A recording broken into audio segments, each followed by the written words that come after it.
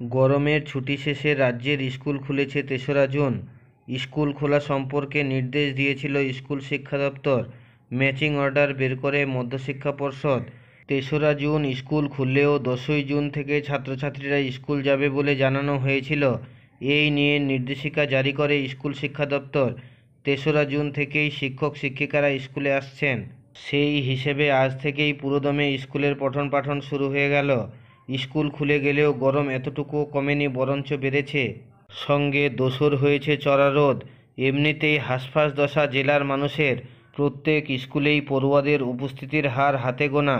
যারা স্কুলে এসেছে তারাও অনেকে অসুস্থ হয়ে পড়ছে বলে খবর। পরিস্থিতি পর্যালোচনা করে ক্রমশ জোরালো হচ্ছে মর্নিং স্কুলের দাবি। কোথাও আবার স্কুলের ছুটি বৃদ্ধির পক্ষে সওয়াল করছেন অভিভাবক ও শিক্ষকরা।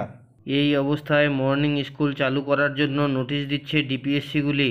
হুগলি, পূর্ব বর্ধমান এবং পশ্চিম বর্ধমান এই 3টি জেলায় প্রাথমিক স্কুলগুলিতে মর্নিং স্কুল হওয়ার অর্ডার প্রকাশ হলো। অন্যান্য জেলাতেও ডিপিএসসি থেকে নোটিশ বের হবে বলে জানা যাচ্ছে। বর্ধমান ডিপিএসসির নোটিশ অনুযায়ী মর্নিং স্কুল শুরু হবে 11ই জুন থেকে এবং চলবে 22শে জুন পর্যন্ত। বিদ্যালয়গুলিতে পঠন পাঠন শুরু হবে সকাল 6:30টায় এবং শেষ হবে 11:30টায়।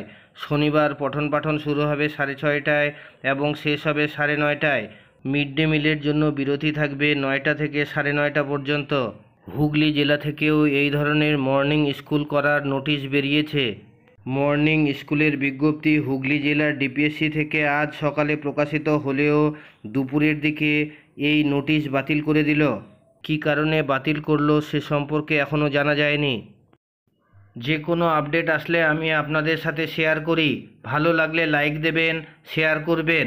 আর আপনি যদি আমার চ্যানেলে প্রথমবার আসেন তাহলে এই ধরনের ভিডিওগুলি পাওয়ার জন্য চ্যানেলটিকে অবশ্যই সাবস্ক্রাইব করবেন এবং পাশে থাকা বেল চিহ্নটি টিপে নোটিফিকেশন অল করে দেবেন।